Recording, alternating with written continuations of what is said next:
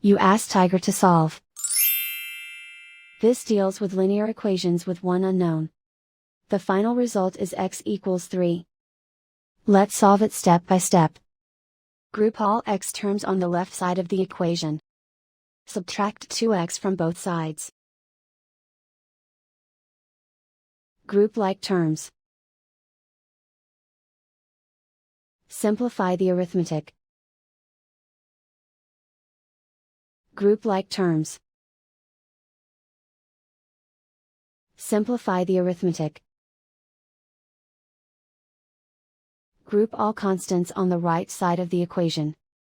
Subtract 17 from both sides. Simplify the arithmetic.